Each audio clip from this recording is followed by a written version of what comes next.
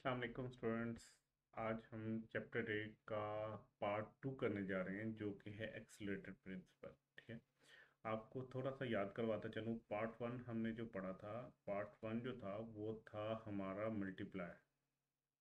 ठीक है, multiplier principal का। ठीक है, उसको हम डिनोट करते थे के से। ये एक्सीलरेटर जो है इसको हम डिनोट करते हैं इससे, बीटा से। आई थिंक बीटा ही इसको कहते हैं, या जो भी कहते हैं, इस साइन से हम इसको डिनोट करेंगे। अच्छा, थोड़ा सा इसकी बैकग्राउंड की तरफ चलते हैं। मिस्टर जो है ना, according to mister J.M. Clark, ये कोई इकोनॉमिस्ट थे। ठीक है, J.M. क्लार्क, इन्होंने कहा कि demand for capital good increase as result of increase in demand for consumer good. ठीक है, which ultimately induce firms to make more investment. अच्छा, अब थोड़ा सा इसकी बात को समझते हैं। ये कहता है कि जब जो है ना कंज्यूमर गुड की डिमांड बढ़ती है ना, कंज्यूमर गुड इनकी अगर डिमांड बढ़ेगी ना, तो होगा क्या। इनकी डिमांड बढ़ेगी तो इसका मतलब क्या है कि इकोनॉमी में लोग कंज्यूमर गुड्स को खरीद रहे हैं। अब जब कंज्यूमर गुड की डिमांड बढ़ रही है तो जो इन्वेस्टर्स है उनको लगेगा कि यार यहाँ पे तो चीज़ों की अच्छी खासी डिमांड है, सो वो इन्वेस्ट करना चाहेंगे। ठीक है, फॉर एग्जांपल अगर किसी इकोनॉमी के अंदर जो है वो गाड़ियों की डिमांड बहुत ज़्यादा है, तो इन्वेस्टर को जब ये नज़र आएगा कि गाड़ियों की डिमांड तो बहुत ज़्यादा है, तो वो क्या करेगा, वो गाड़ियों के प्लांट लगाना शुरू करेगा।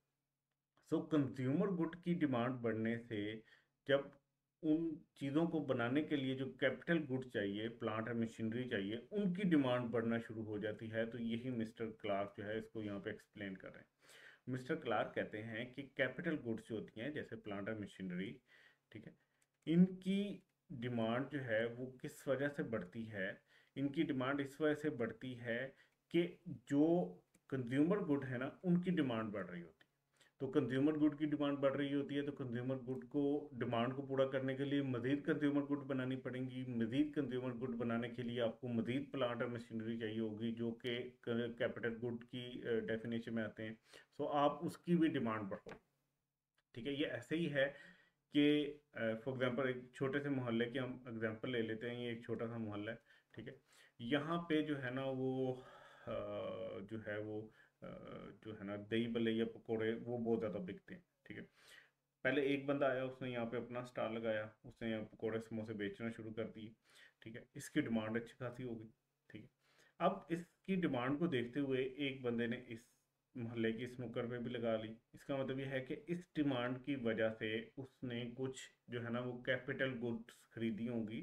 ठीक है, उसने यहाँ पे फटा फुटा लगाया होगा, ये सारा कैपिटल गुड होगा, या कोई प्लांट मशीनरी उसने बनाने की, कोई पकौड़े या समोसे बनाने का कोई प्लांट लगाया होगा। तो वो किस वजह से लगाया, क्योंकि इस कंज्यूमर गुड जो कि पकौड़े या समोसे, इनकी डिमांड ज़्यादा है। तो इनकी डिमांड ज़्यादा होने की वजह से इस चीज़ को बनाने के लिए जो कैपिटल गुड्स चाहिए उनकी डिमांड भी बढ़ गई। अच्छा, यहाँ पे भी बहुत रश लग गया, तो एक और ने जो है वो इन्वेस्ट कर दिया कैपिटल गुड में। तो उसने कैपिटल गुड की इन्वेस्टमेंट क्यों की या उसकी डिमांड क्यों की, क्योंकि कंज्यूमर गुड की डिमांड थी।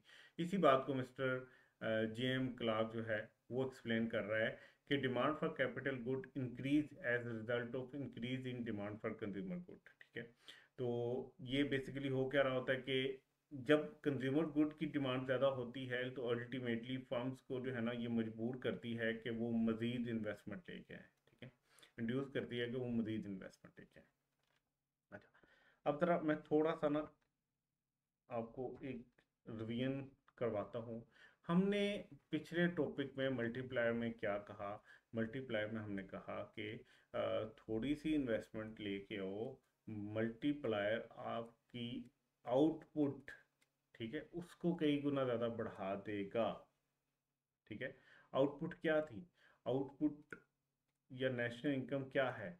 नेशनल इनकम या आउटपुट जो है वो market value of good and services है। ठीक है, आपको याद होना चाहिए ना ये, कि ये आउटपुट क्या है, नेशनल इनकम क्या होती है, ये तो market value of good and services है। इसका मतलब क्या है कि market value of good and services जो है वो आपकी ये आउटपुट है, और ये किस वजह से बहुत ज़्यादा बढ़ रही है। जब थोड़ी सी इन्वेस्टमेंट आती है तो ये बहुत ज़्यादा बढ़ जाती है, नेशनल इनकम बहुत ज़्यादा बढ़ जाती है। ठीक है, अब यहाँ पे जो एक्सीलरेटर का कॉन्सेप्ट है ना वो बिल्कुल ऑपोजिट आपको नजर आएगा आपके मल्टीप्लायर कॉन्सेप्ट से। इसको ज़रा देखते हैं। पहले तो डेफिनेशन देख लेते हैं एक्सेलरेटर प्रिंसिपल की। अच्छा ये जो है ना, ये बीटा, ये यहाँ पे लिखना था, आगे चला गया, खैर। अच्छा, एक्सेलरेटर प्रिंसिपल की डेफिनेशन क्या है कि smaller change in output causes greater change in investment. अच्छा, वहां पे हमने क्या पढ़ा था, स्मॉलर चेंज इन इन्वेस्टमेंट के, थोड़ा सा चेंज इन्वेस्टमेंट में करो वो कॉज कर देगा ग्रेटर चेंज इन आउटपुट। यहाँ पे हम कह रहे हैं उल्ट, smaller change in output causes greater change in investment. ठीक है, वहां पे कहानी कहाँ से शुरू होती थी, इन्वेस्टमेंट से, और ख़त्म कहाँ होती थी जाके आउटपुट पे। ठीक है, या नेशनल इनकम पे। यहाँ पे कहानी शुरू हो रही है आउटपुट से और ख़त्म कहाँ पे हो रही है, इन्वेस्टमेंट पे। यहाँ पे ये प्रिंसिपल कहता है कि थोड़ी सी आउटपुट बढ़ाओ, मैं कई गुना ज़्यादा आपकी इन्वेस्टमेंट बढ़ा दूंगा। ठीक है, ऐसा क्यों है? इफ आउटपुट इंक्रीज, अगर आउटपुट बढ़ रही है, मतलब गुड एंड सर्विसेज ज़्यादा बढ़ रही हैं, the firm will have to invest more in order to maintain the higher output. तो फर्म को मजीद इन्वेस्टमेंट लेके आनी पड़ेगी ताकि वो मजीद जो है वो अपनी आउटपुट को मेंटेन कर सके। ठीक है, यहाँ पे है आई जो है वो फंक्शन है आपकी आउटपुट का। आउटपुट ज़्यादा, इन्वेस्टमेंट ज़्यादा, आउटपुट कम, इन्वेस्टमेंट कम। अब ये क्या है, ये बीटा की बात हो रही है, ये एक्सेलरेटर प्रिंसिपल की बात हो रही है। अगर हम मल्टीप्लायर प्रिंसिपल की बात करें तो वहाँ पे क्या हो रहा था कि नेशनल इनकम जो थी वो चेंज हो रही थी इन्वेस्टमेंट की वजह से। इन्वेस्टमेंट ज़्यादा होती थी, आउटपुट ज़्यादा हो जाती थी, इन्वेस्टमेंट कम होती थी, आउटपुट कम हो जाती थी। यहाँ पे बिल्कुल उसके ऑपोजिट बात हो रही है। ये जो है, ये फंक्शन जो है, ये जो एक्सेलरेटर प्रिंसिपल का फंक्शन है, ये आई कैप का फेवरेट है। ठीक है, उसको पता है कि बच्चा कंफ्यूज हो गई होगा जब एक्सेलरेटर और मल्टीप्लायर दोनों प्रिंसिपल को एक साथ याद करेगा।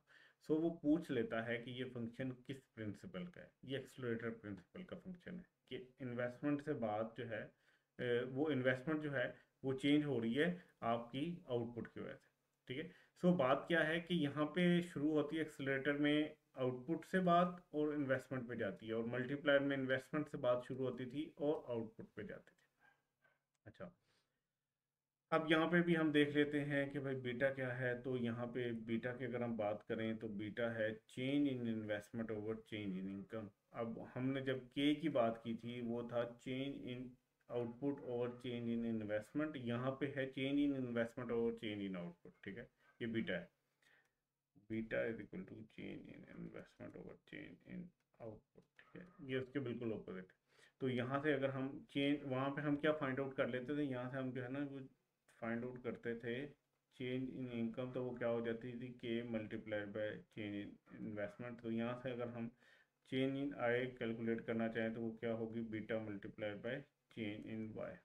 ठीक है, तो बेसिकली ये बिल्कुल उससे मिलता जुलता कॉन्सेप्ट है, लेकिन आपको ये याद रखना पड़ेगा समझ के कि इन दोनों में फ़र्क क्या है। दोनों बिल्कुल ऑपोजिट डायरेक्शन में चल रहे होते हैं, लेकिन दोनों एक ही काम के लिए दोनों चल रहे होते हैं। ये आगे जाके पढ़ेंगे हम कि ये दोनों का मकसद क्या है। दोनों का मकसद ये है कि इकोनॉमी को ग्रो करवाना, एक्सेलरेटर का भी और मल्टीप्लायर का भी, लेकिन इन दोनों की डायरेक्शन डिफरेंट है। आगे चल के हम इन दोनों का आपस में इंटरेक्शन भी डिस्कस करेंगे। सो ये एक इंट्रोडक्शन था एक्सेलरेटर प्रिंसिपल का।